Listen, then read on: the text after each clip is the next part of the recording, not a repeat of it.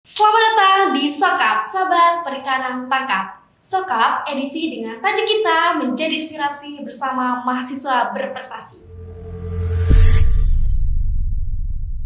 Nah, pada podcast kali ini kita akan menjelajahi kisah inspiratif mahasiswa yang meraih prestasi yang sangat luar biasa dalam berbagai bidangnya. Dan tentunya itu menjadi teladan bagi kita semua. Dan kali ini kita akan belajar bagaimana beliau mencapai kesuksesannya. Bersama saya Reza Rahmalia yang akan menemani kamu selama beberapa menit ke depan di Soka. Nah, dalam podcast kali ini kita akan berbincang dengan Kak Cindy Septiani. Nah, Kak Cindy ini merupakan mahasiswa Departemen PSP Angkatan 55 yang telah meraih prestasinya yaitu menjadi mahasiswa berprestasi pada tahun 2021 dan juga menjadi salah satu mahasiswa berprestasi FPIK pada tahun 2023. Sorry, 2022. 2021 ya, aku lupa 2022. Enggak, Kita bisa 2021, sorry, 2021. Oh, 2022. 2022 aku udah lulus. Ini orangnya dari mana nih? Oke, jadi dari bincang. Nah, pada episode kali ini kita akan berbincang dengan Kak Cindy Septiani. Nah, Kak Cindy Septiani ini merupakan mahasiswa Departemen PSP Angkatan 55 yang telah meraih prestasinya yaitu menjadi mahasiswa berprestasi Departemen PSP pada tahun 2021 juga menjadi salah satu mahasiswa berprestasi FPIK pada tahun 2021. Halo Kak Cindy. Halo Reza. Gimana nih Kak kabarnya hari ini? Alhamdulillah sehat dong. Reza gimana sehat? Alhamdulillah aku juga Terlihat sangat semangat ya. Aku sangat semangat banget nih ya ketemu dengan Kak Cindy dan kita juga akan berbincang-bincang dan sharing-sharing dan pastinya itu ilmunya bakal aku dapatin dan juga buat teman-teman semua. Amin, insyaallah. Amin ya Kak. Nah aku juga pengen tahu nih Kak, kira-kira akhir-akhir ini tuh kesibukan Kakak apa aja sih Kak?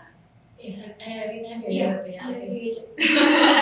Oke, terima kasih ya Reza semuanya udah bantu komando. Ya, jadi kesibukan aku akhir-akhir ini adalah menuntaskan tugas akhir tes aku, teman-teman. Kemudian aku juga tergabung dalam organisasi Pascasarjana, terus organisasi alumni RK, organisasi alumni IPB, terus habis itu sama kurang deket. ya gimana ya? Coba. Bentar. Ya, jadi teman-teman, kesibukan aku akhir-akhir ini adalah menuntaskan tugas akhir tes aku. Nah, aku sekarang ikut program Fast Track Sinergi IPB, jadi ya sekarang memasuki tingkat akhir magister. Terus aku juga tergabung dalam organisasi Pascasarjana di IPB, tapi itu adalah punya PSP namanya Formapas. Kemudian aku juga tergabung dalam Ikatan Alumni RK dan Ikatan Alumni IPB, Mentoring Leader. Kemudian aku juga freelance-nya kalau bisa disebutin apa ya? Banyak ya, nggak banyak juga sih, cukup banyak lah lebih tepatnya. Ada freelance public speaker kayak misal MC, moderator, terus speaker juga. Terus aku juga freelance asisten personal, juga apa ya lagi ya, ikut-ikutan project dosen misalnya. Kemudian juga megang beberapa project. Terus apa lagi ya? Nggak tahu lah, pokoknya itu aja sih kayaknya yang bisa disebutkan. Sisanya mungkin ada tapi mungkin lupa untuk diceritakan. Wow, aku sangat tercengang nih guys ya. Soalnya Kak Cindy ini tuh sangat luar biasa banget. Aktif di berbagai organisasi baik itu waktu sarjana ataupun pasca sarjana dan tentunya di sini menarik aku untuk bisa berdiskusi lebih dalam sama Kak Cindy. Tapi di sini kita mungkin lebih sharing dulu terkait dengan mahasiswa berprestasi ya Kak ya. Nah, seperti saat ini ya Kak, banyak banget ya Kak mahasiswa yang pengen menjadi mahasiswa berprestasi tentunya dengan motivasinya masing-masing. Nah kalau boleh tahu nih Kak, kira-kira motivasi Kak Cindy untuk memberanikan diri dan mendaftarkan diri di Pilmapres pada saat itu apa sih Kak? Oke, sebenarnya ini aku cerita dari awal banget kan, bukan yang epic kan ya? Iya, awal banget ya. Ini ditunggu-tunggu nih kayaknya. Ya, jadi sebenarnya teman-teman bisa dibilang aku itu menggeluti Mapres itu full 4 tahunnya ya. Full 4 tahun dari aku tingkat pertama sampai tingkat akhir ya sebenarnya. Enggak sih, tingkat akhirnya menjelang tingkat akhir lah ibaratnya. Nah, kalau misalkan kenapa dibilang di tingkat pertama? Karena kan kalau di zaman aku tuh ada namanya Mapres PPKU. Ya kan?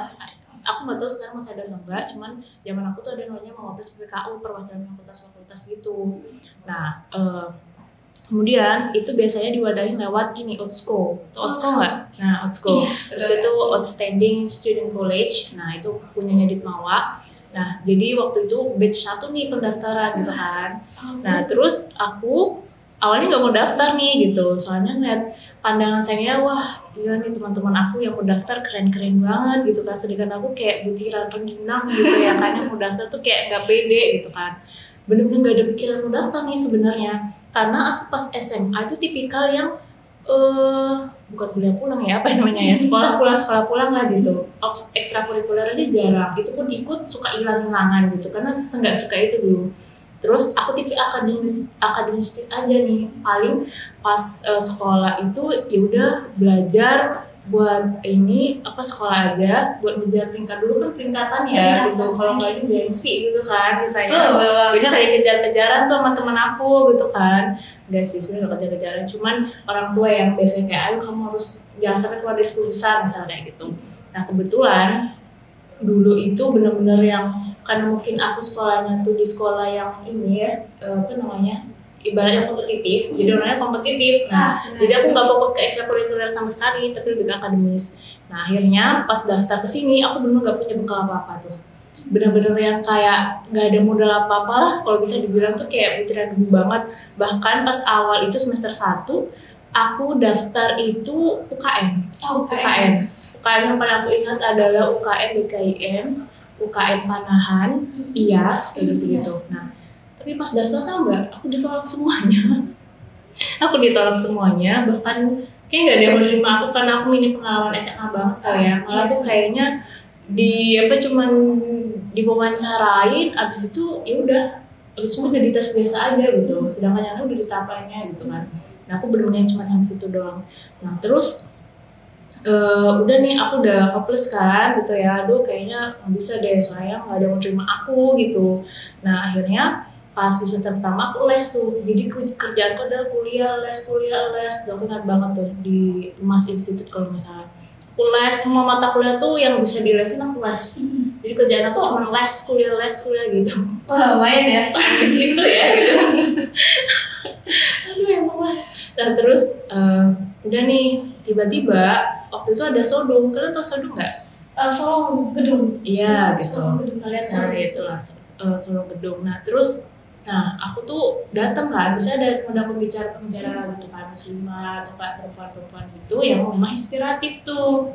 Nah beliau tuh kebetulan Mawapres aktivis juga. Wow. Nah gitu, jadi aku pikir kayak, wah aku terinspirasi sekali sama kayak ini, bisa nggak ya aku kayak gitu nanti. Nah tuh dari situ tuh awalnya, ya Allah aku pengen jadi orang bermanfaat, entah aku mau dimasukin ke organisasi kecil-kecil juga apa-apa, maksudnya kecil-kecilan juga nggak apa, yang penting aku tuh bisa bermanfaat gitu, kerjaanku nggak belajar mulu kayak gitu. terus abis itu di hari selanjutnya juga ada Sodung juga gitu ya. Nah yang datang itu adalah kakak Mapres yang mempromosikan OTSCO ini. Oh iya. Gitu. Nah terus aku tergiur lah gitu kan, pengen coba daftar, tapi nggak ada pengalaman yang aku bilang tadi, memang nggak ada gitu kan. Jadi aku minder duluan, jadi aku nggak daftar awalnya nggak daftar. Nah terus di proses pendaftaran OTSCO itu aku tergabung ke kakak asuh nggak? Yayasan Kakak Asuh Indonesia. Oh, belum tahu ya. Nah sekarang udah lumayan besar tuh. Nah dulu aku tergabung ke kakak asuh, dan itu doang pengalamanku sama yang di Pemuda Pertanian, organisasi di asrama. Itu pun aku pakai jalur orang dalam yang wawancara, jadi aku lolos gitu, sama aku lolos gitu kan ya. Terus abis itu akhirnya cuman itulah pengalamanku kalau nggak salah. Nah sama riwayat pas SMA itu aku Olimpiade sama IPK modalnya tuh buat daftar OTSCO ini. Nah terus udahlah diwawancara itu kan. Nah kamu tahu sainganku adalah orang-orang yang sekarang tuh jadi orang yang orang-orang keren lah di PB di angkatan aku ya gitu ya. Nah yang daftar tuh orang-orang itu, yang lagi nganter di daftar tuh orang-orang itu. Jadi sainganku tuh kayak ibarat yang orang sekarang tuh udah kayak wah kayak gitu kan. Nah terus aku mikir orang ini wah orang keren banget gitu. Nah terus Oh ya, itu terlalu jauh. Sebelum itu aku akhirnya daftar karena dipaksa temen aku. Old school daftar. Iya, daftar schoolnya aku dipaksa teman aku. Sin, coba aja daftar gitu. Aku juga mau daftar. Jadi dia ngajak aku ceritanya nih, teman RK aku yang sekarang dia ngajak aku kan. Terus ya udahlah coba aja sekedar upload aja. Tapi berkas aku nggak lengkap. Karena aku nggak niat daftar kan, nggak pede kan soalnya. Jadi aku cuma ngisi-ngisi doang, upload CV sama apa lah ya, pokoknya sekedar berkas-berkas, berkas. Dan itu suruh upload video kan. Aku nggak nyantumin ini, aku nggak nyantumin esai kayak gitu, aku nggak, bener-bener yang seenggaknya itu daftar awalnya. Tiba-tiba pengumuman 100 besar dan ada nama aku di situ. Oh buat Iya, ke tahap wawancara gitu kan, kaget lah luar biasa gitu kan. Mungkin kayaknya bukan aku doang nih yang gak lengkap berkasnya kan, tapi banyak nih kayaknya, jadi mungkin dimasukin gitu. Terus dibalas ke wawancara tadi yang di rektorat, ngantri itu di gedung rektorat yang dalam itu buat ke Ditmawa. Di wawancaranya aku lupa ya ruangannya apa, tapi ada ruangan di bawah. Nah terus akhirnya di wawancara itu sekarang tuh ada teman-teman aku yang udah keren banget sekarang, nah ada di barisan itu. Di barisan itu yang anak pres-pres IPB, 2 IPB, 3 itu ada di situ juga. Tapi fakultasnya beda-beda kan. Nah habis itu udah akhirnya aku coba aja. Yaudahlah aku coba aja datang gitu. Awalnya juga gak mau datang, tapi gara-gara ini sama temen aku yang daftar, dan aku tuh lomba makan kerupuk, ingat banget aku lagi lomba makan kerupuk di asrama. Jadi aku nggak mau izin karena sebenarnya itu mau wawancara, tapi aku nggak mau karena aku mending lomba makan kerupuk aja kayak gitu dong. Terus akhirnya ditarik sama teman aku, ayo buruan, ayo datang rektorat aja. Kalau misalkan nggak dicoba mana tahu hasilnya gitu. Aku digituin lah. Udah ada kita berdua ke rektorat. Ya udah deh ketemu orang-orang itu, terus wawancara. Habis itu hasilnya tuh nggak, bikin terkejut Apa nih? Bikin terkejut kan, dipilih nih seleksinya 5 orang. Di angkatan 5 tuh 5 orang terkandidat untuk maju ke Film Pres PPKU itu yang masuk osko. Nah namaku ada di situ, kocak kan ya. Nah pas habis wawancara tuh syaratnya gini, kamu harus melengkapi berkas kamu ya, video sama apa sih namanya, esai gitu kan. Ya udah, aku lengkapin habis pulang wawancara tuh. Nah ternyata aku masuk, dan ya udah akhirnya aku telepon sama aku lolos, aku mau mundur ya gitu. Karena aku nggak mampu, ngerasanya masih nggak mampu gitu loh, kayak aku takut tertekan kan gitu kan. Udahlah, terus kata mama, kamu gimana? Udah marah-marahin, kalau kamu mundur, kamu gini-gini. Tapi kalau kamu emang gak kuat ya udah mundur aja dari sekarang kayak gitu. Akhirnya, yaudah gaspol lah kata aku gitu ya. Akhirnya aku datang ke fakultas tuh. Terus aku di sidang meja bundar tuh, ingat banget aku 5 itu gantian satu persatu.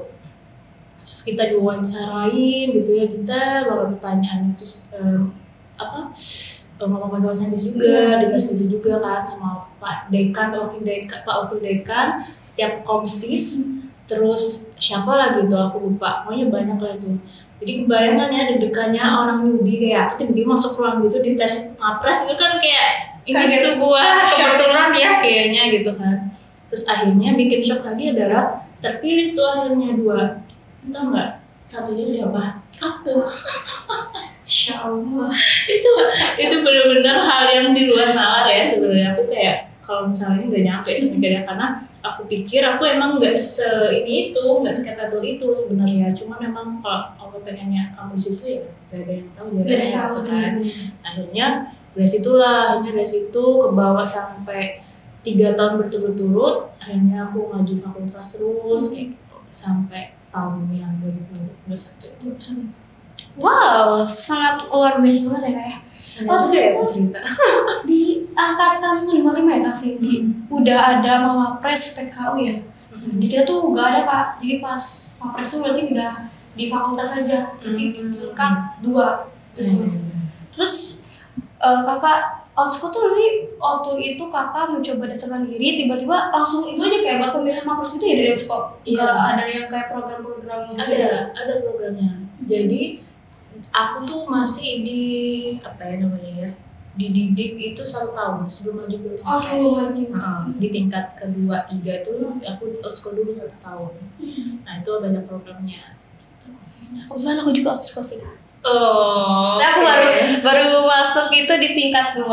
Aku gitu. baru daftar. Berarti kamu udah berapa periode? Baru satu periode. Iya. Pas kemarin semester 4 aku baru daftar ekskul. Mantap. Semua jadi penuh. Aduh, gimana ya? Tapi bener-bener banyak ilmu yang didapatin banget di sini. Banyak diperbarui pasti sistemnya sekarang. Ya, bener banget Kak. Nah, aku sangat tertarik banget ya tadi dengan cerita dari Kak Cindy. Memang awalnya nggak mau untuk bisa jadi, mungkin mau ya menjadi Mapres, cuma lebih ada rasa ketakutan yang luar biasa yang ada dalam dirinya. Cuman Kak Cindy berkat dorongan mungkin dari teman-teman lingkungan sekitarnya sehingga bisa maju untuk bisa di Mapres ini ya Kak ya. Nggak mau maju ya? Nggak mau maju aja, yang penting alhamdulillah gitu. Banyak banget ilmu yang didapatin juga gitu dari dalam proses Mapres tersebut. Nah, terkait itu ya Kak, terkait Mapres juga aku pengen tahu nih, kira-kira prestasi apa aja sih Kak yang telah Kak Cindy raih untuk bisa mengatakan Kak Cindy sampai pemilihan mahasiswa berprestasi pada saat itu sih? Kalau di prestasi aku agak gimana ya, soalnya bingung maksudnya konferensi atau organisasi ya oke. Sebenarnya dibilang lain juga enggak gitu ya. Pun kalau dibandingkan sama lainnya juga kayak nggak seberapa sih sebenarnya gitu. Cuman kembali lagi tiap orang pasti punya usahanya masing-masing ya sebenarnya gitu. Kalau misalkan pengalaman aku itu di Mapres, jadi gini, kalau Mapres itu aku nggak tahu ya bagaimana tiap tahunnya, tapi kalau di fase aku tuh ada aja Mapres yang dia tuh aktif, ada yang juga saya aktif organisasi sosial sama aktif yang juara lembaga itu. Ada 2 itu sih betul. Nah aku yang aktif ini sosial sama organisasi kayak ketua. Yang satunya teman aku tuh yang lomba-lomba. Jadi poin aku kalah di situ. Gitu. Lomba-lomba itu. Ya jadi skor dia unggul banget nih di di KTI, di ESA itu gede-gede gitu. Tapi yang aku unggulnya adalah di ketua, di conference tadi dan sebagainya. Nah itu jaraknya di situ. Itu makanya aku nggak satu tuh.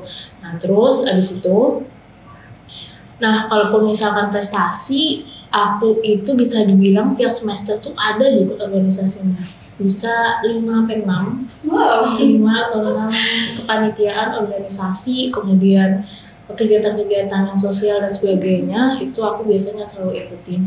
Terus kalau misalkan konferensi itu juga yang ke New York itu, terus sama apa lagi ya, lupa lagi aku apa aja, yang lomba ya terus masuk, terus pergerakan sosial juga itu. Terus apa ya lagi ya? Aku waktu itu pernah di ini sama Pak Rianto yang asin itu. Aku jadi asesor. Tapi itu udah setelah Mapres sih sebenarnya, bukan itu nggak masuk. Ya intinya kalau yang ini yang konferensi, terus organisasi karena jabatannya kan ketua ya, jadi ada per poinnya lumayan kan. Terus habis itu komunitas juga, terus aktivitas sosial, terus kegiatan yang memang dia itu sifatnya ya dapat poin gitu, tapi aku lupa apa aja. Tapi ada pokoknya editionnya gitu. Iya kan.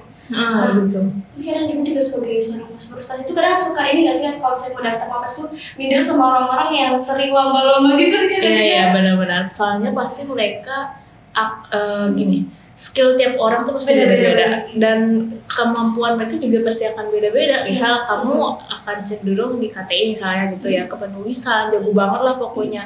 Tapi aku bukan menghindari sih ibaratnya, mungkin concern dan interest aku adalah lebih ke aktivis kayak gitu.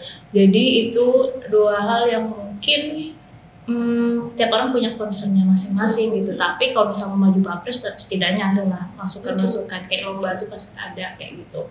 Terus dari mereka pun juga organisasi pasti ada, cuman karena mereka itu penulis jadi mereka lebih semangatnya tuh gencarnya tuh cari poinnya di situ kayak gitu.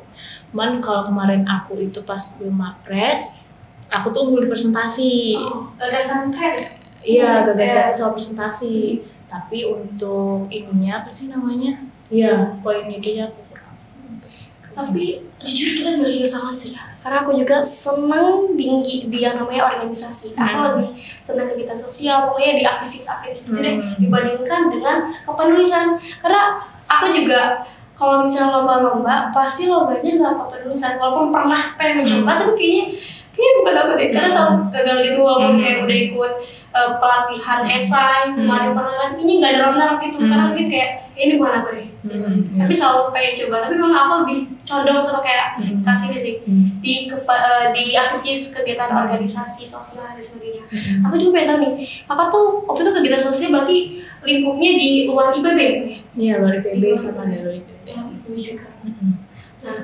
Nah, terkait dengan kesibukan kakak nih sebagai seorang mahasiswa prestasi, entah itu tadi ya aktivis kakak sampai 5 atau sampai 6 organisasi yang wow banget sibuknya, terus juga ditambah pasti ada lomba-lomba juga, belum lagi akademik. Nah, itu gimana sih kak cara kakak manajemen waktunya gitu? Oke, ini menarik, selalu ditanyakan apa jadi speaker kayaknya. Coba. Soalnya gimana ya, kembali lagi tiap orang pasti punya cara yang berbeda-beda ya dalam manajemen waktunya. Nah, kalau misalkan aku pribadi udah mencoba segala cara yang sekiranya efektif. Misal, contohnya kan journaling tuh biasanya orang pakai journaling kan, yang sampai ditulis bukunya banyak banget kan. Terus pakai Google Calendar, terus pakai Excel, terus pakai papan yang di tembok gitu kan, yang coret-coretan gitu kan. Terus ada yang pakai apa sih lagi? Banyak lah pokoknya tuh. Terus ini software apa sih namanya, aku lupa ya, buat ngatur-ngatur jadwal itu ada juga kan. Nah, aku nggak ada yang berhasil itu. Mungkin bisa dibilang bukan nggak berhasil sih, mungkin aja bisa aja berhasil tapi nggak efektif aja ke akunya kayak gitu. Nah, akhirnya aku selalu mencari apa yang sekiranya jadi ini aku dalam manajemen waktu ya. Dan aku udah menemukan sekarang, yaitu manajemen pengendalian diri. Gitu. Jadi aku mungkin ini jadi menarik karena nggak semua orang akan ini kan, soalnya kalau orang pasti ketulis dan sebagainya gitu kan ya.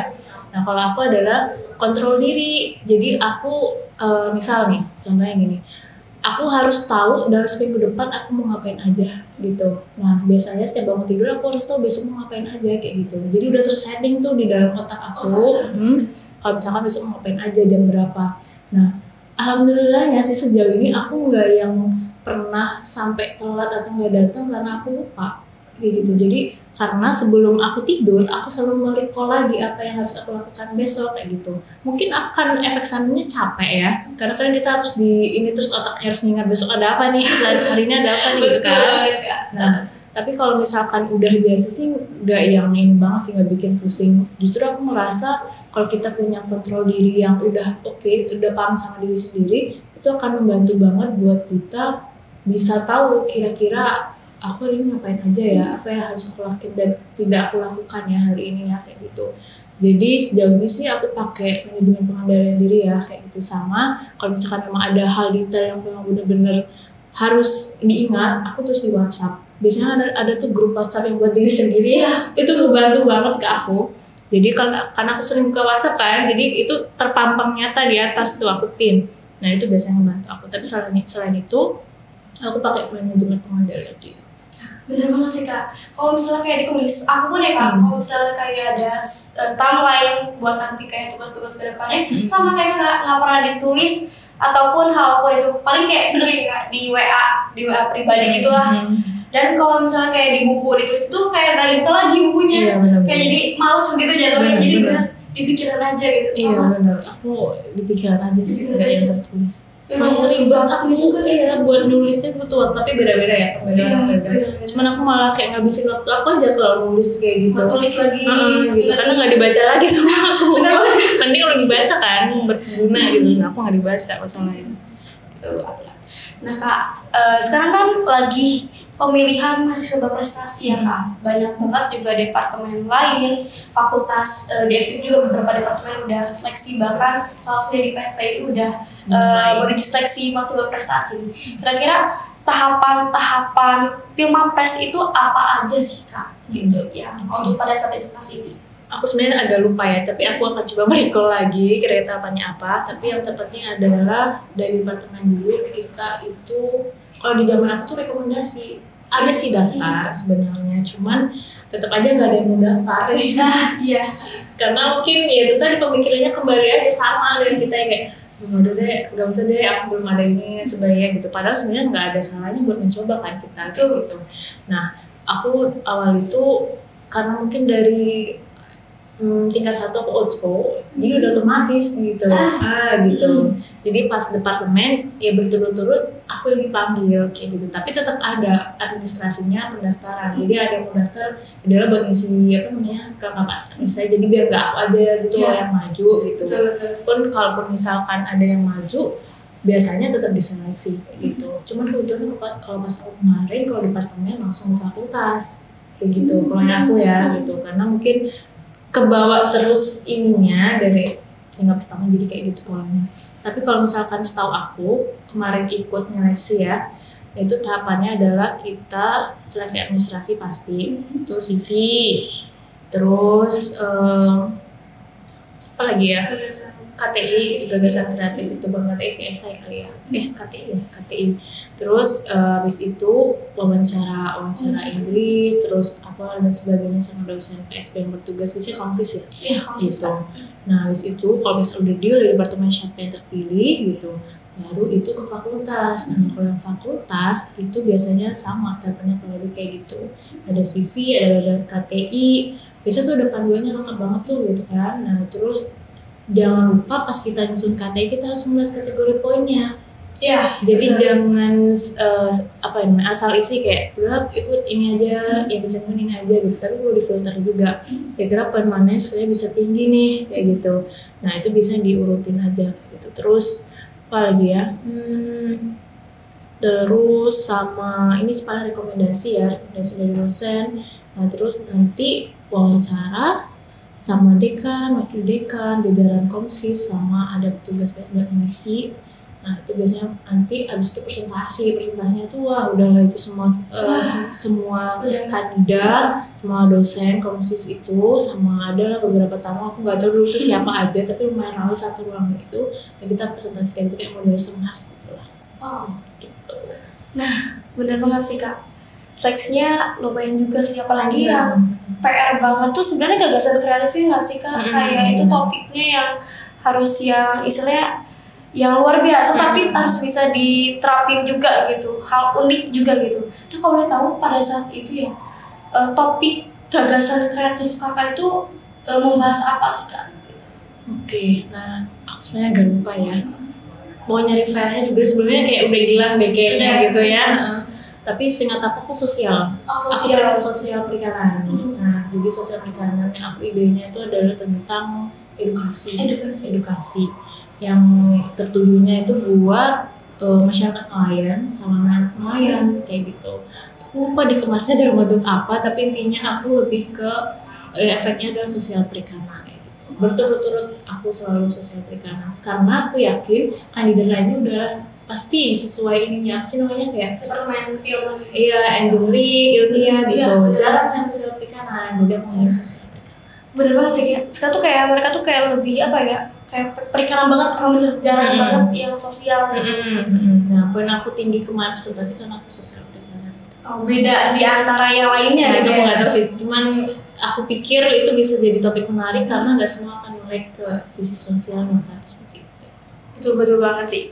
Nah, aku juga ini Kak, selama menjadi mahasiswa berprestasi apalagi Kak, sini juga aktif di berbagai organisasi, terus juga sering mungkin mendapatkan achievement dari perlombaan-perlombaan. Tentunya kan itu membuat ekspektasi orang lain tuh lebih gitu, kayak sini tuh wow gitu.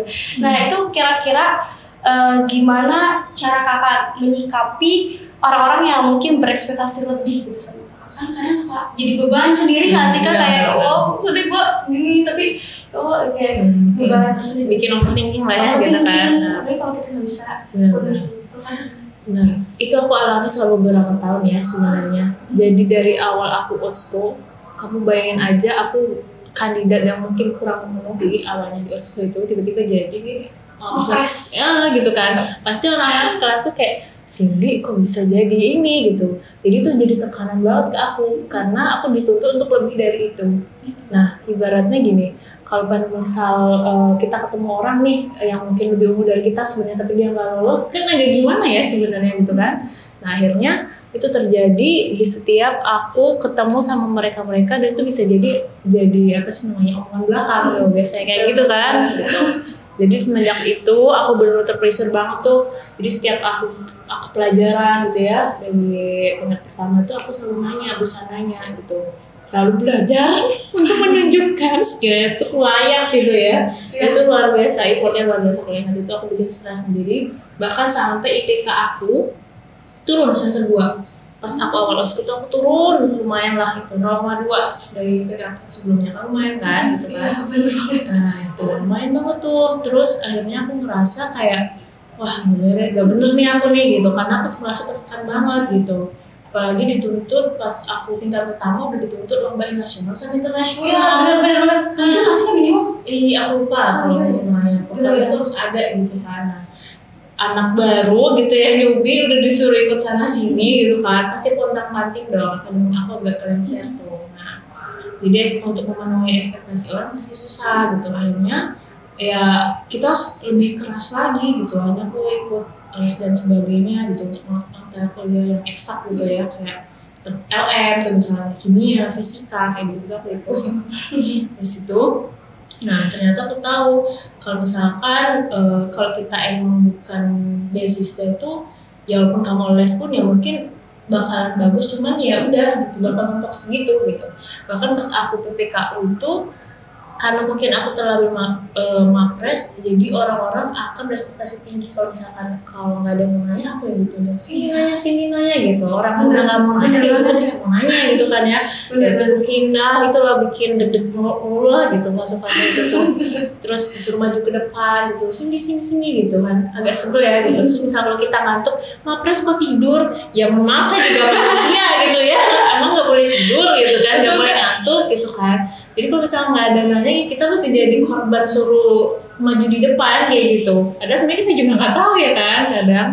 Nah hanya di situ kita harus memenuhi ekspektasi banyak orang. Misalnya nilai tertinggi, kalau PPKU kan ada tuh nilai tertinggi kan biasanya. Nah aku waktu itu yang ngejar tuh nilai tertinggi kan, hanya dapet tuh sosum aku nilai tertinggi, ngakak banget tuh emang. Nah dari situ dapatlah gitu ya, misalnya validasi kayak gitu. Nah untuk dapetin itu tuh wah susahnya luar biasa, karena ya itu tadi kembali yang sebelumnya mungkin dibilang tidak layak, kita harus menjadi layak dengan paksaan, kondisi, ekspektasi banyak orang ya. Jadi mau nggak mau aku harus memenuhi ekspektasi banyak orang. Salah nggak salah gitu sebenarnya, karena itu jadi amanah aku menganggap itu adalah amanah, karena jadi mapres tuh nggak gampang gitu kan. Jadi mapres tuh nggak gampang karena kita semua memenuhi ekspektasi banyak orang, terus kita nggak bisa yang berbuat macem-macem. Kalau macem-macem pasti kayak mapres kok kayak gitu ya, ada aja julidinya gitu kan gitu, nyinjirnya terus pasti ada. Jadi mau nggak mau kita harus jaga akademik juga, jaga non akademik juga, perilaku juga, attitude itu penting banget itu untuk seorang mapres ya. Jadi sebenarnya kenapa aku bisa masuk sebenarnya, salah satu kuncinya adalah ini aku dapat bocoran dari yang sebelumnya itu bisa jadi karena attitude juga gitu. Ada ketika orang mau mapres itu, ketika dia melakukan wawancara atau komunikasi sama orang yang lebih ini, dia akan menunjukkan keunggulannya secara terang-terangan. Iya. Jadi kesannya itu akan pikir orang ini agak congkak ya, kayak gitu ya, maaf ya maksudnya kasarnya tuh kayak gitu. Jadi itu bisa jadi akan memenuhi penilaian karena udah kelihatan nih karakternya gimana gitu. Tapi orang yang akan dia memang pintar dan attitude dia oke, itu akan jadi penilaian utama. Karena kenapa aku bilang gitu? Waktu ada lomba gitu nasional, juri ini bilang kayak gini, saya suka nih sama anak PB karena di lain sisi mereka pintar, mereka attitude-nya juga bagus. Itu jadi penilaian mereka juga. Bener banget Kak, menjadi seorang mahasiswa prestasi, mungkin orang tuh nganggapnya kamu kan mapres keren banget, kayak kok kamu bisa sih jadi mapres, kok dengan mudahnya sih jadi mapres. Padahal dibalik itu ada nangis-nangisan dulu, perjuangan. Tapi kalau misalnya kayak kita ikut suatu perlombaan tapi mungkin masih belum dapat rezekinya, kadang suka kayak ya ada kecewa tersendiri lah. Karena tadi ya ada juga tuntutan juga, apalagi tadi di Otsko ya. Pas sekarang tuh di Otsko tuh sama sih kak, kayak harus minimal tuh 7 nasional, lomba, juga konferensi. Belum lagi banyak banget kan tadi tuntutan-tuntutannya untuk menjadi seorang mahasiswa berprestasi gitu. Nah, aku juga pengen tanya nih kak, gimana sih kak? Mungkin ini hal yang waktu pada saat itu kakak belum sempat lakukan sampai sekarang juga belum tercapai, itu kira-kira apa gitu. Jadi kita bisa belajar juga nih dari pengalaman masa mahasiswa maksudnya. Masa mahasiswa pas sarjana kemarin. Proses. Oke. Yang mungkin yang belum kesampaian nih itu apa ya? Sebenarnya bisa dibilang aku bukan tipikal yang visioner banget. Ada orang yang mungkin visioner kayak aku harus ikut A, aku harus menang A, aku harus mendapatkan posisi A dan sebagainya gitu.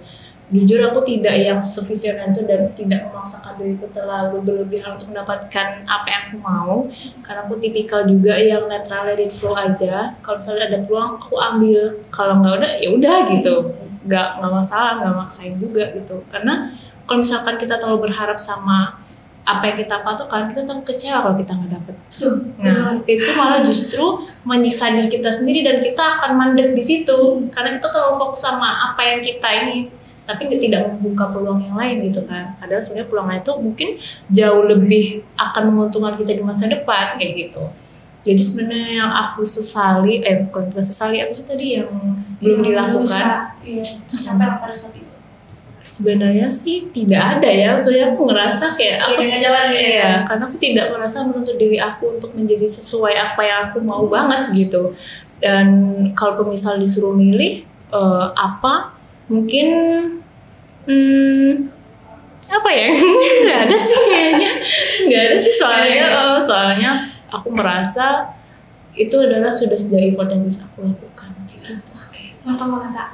Nah ini kak, terakhir nih kak, kan banyak banget ya kak mahasiswa yang pengen banget jadi mahasiswa berprestasi, tapi mereka masih takut untuk mencoba dan juga masih bingung nih untuk bisa melakukan, harus melangkah kemana awalnya gitu. Boleh kak, kakak berbagi tips and trick gitu kak untuk menjadi mahasiswa berprestasi? Yes. Oke, tips and tricksnya adalah kenali diri kita dulu, kita pengennya mau kemana gitu ya, kita passionate-nya di mana gitu. Kalau ditanya passionate-nya apa masih bingung, ya cari gitu. Karena kita baru bisa nemu ya kalau kita berusaha. Kalau kita diam kita nggak bakal nemu. Karena kan kita nggak bisa tahu kalau kita nggak mencoba kan sebenarnya gitu. Nah terus abis itu kita harus perbanyak aktif gitu.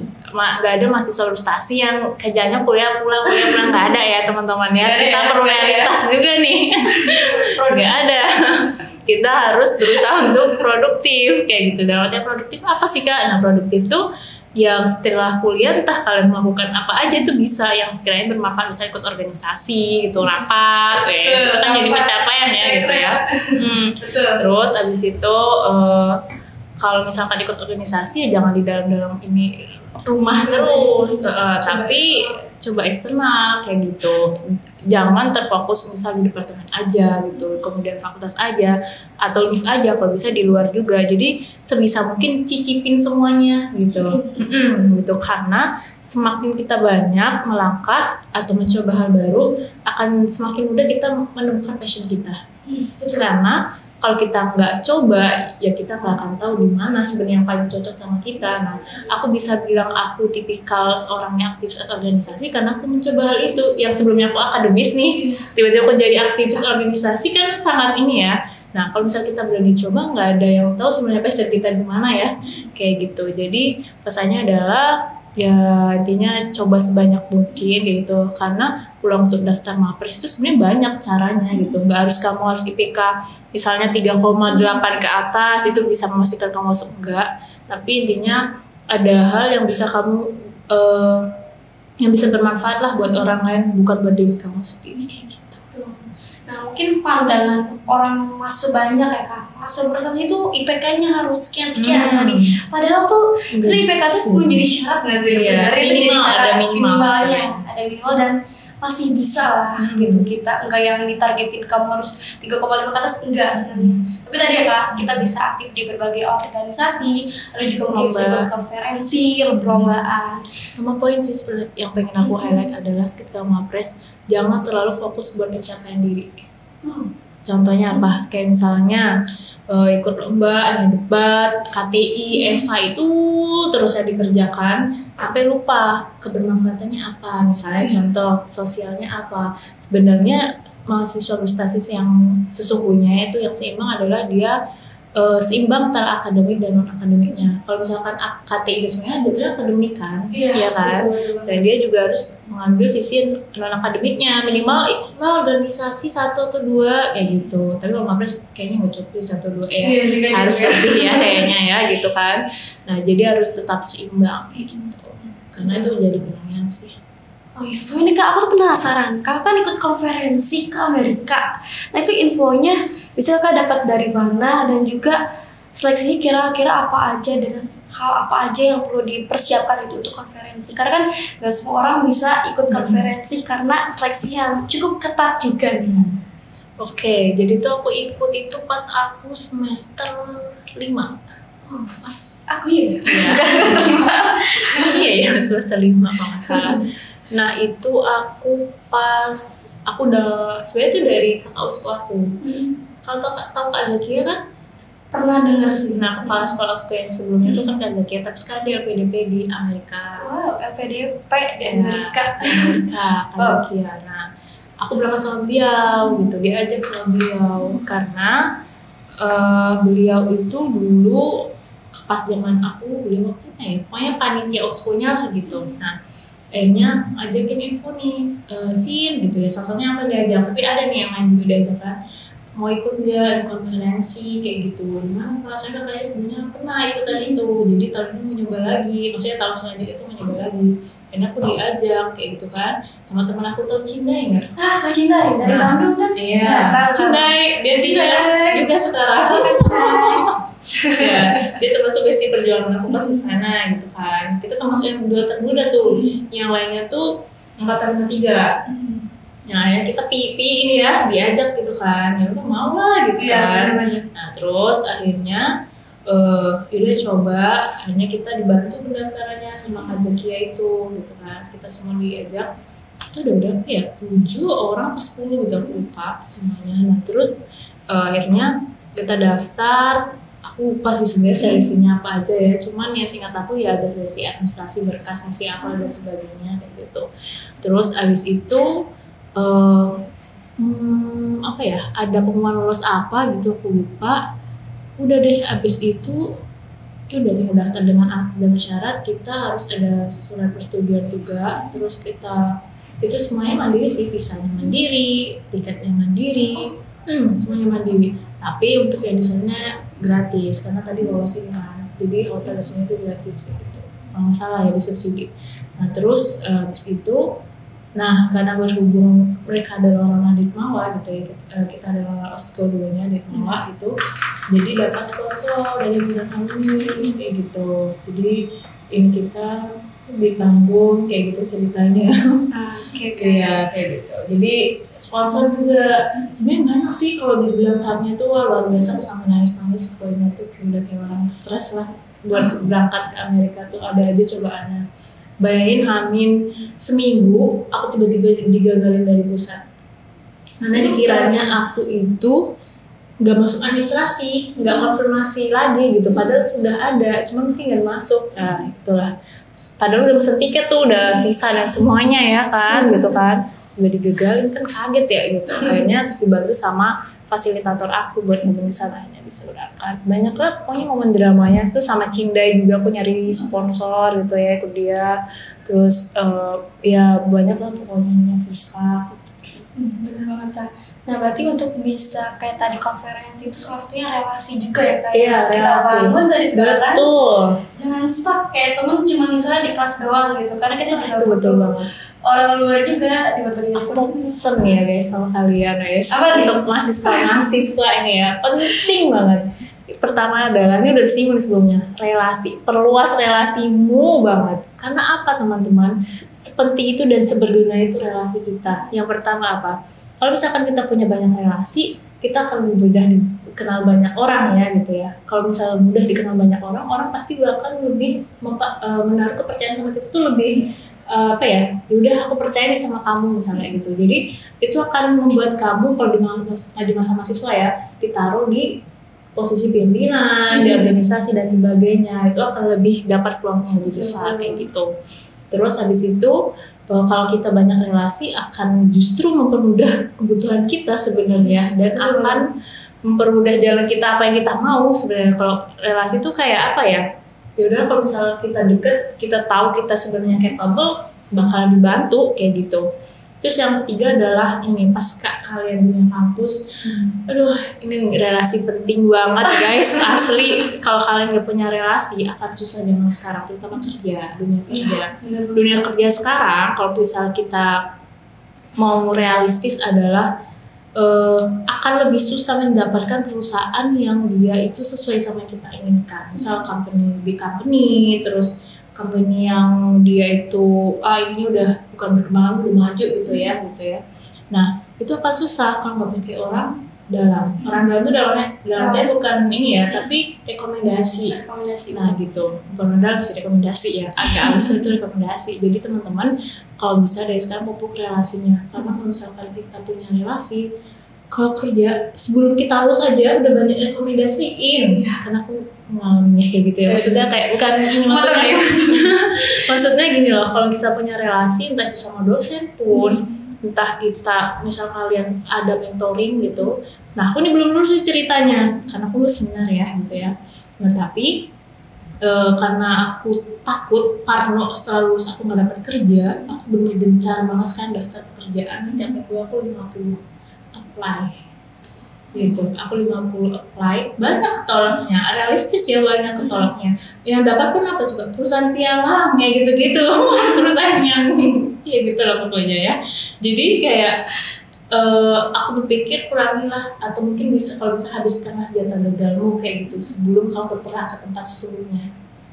Gitu. Jadi sebelum aku lulus, aku harus mengurangi jatah gagal aku dari sebelumnya supaya nanti kalau udah lulus, ternyata aku udah ada pegangan kayak gitu. Dan artinya pegangan entah itu relasi, terus kerja apply aku tadi, kan gak ada yang tahu rezeki orang kan.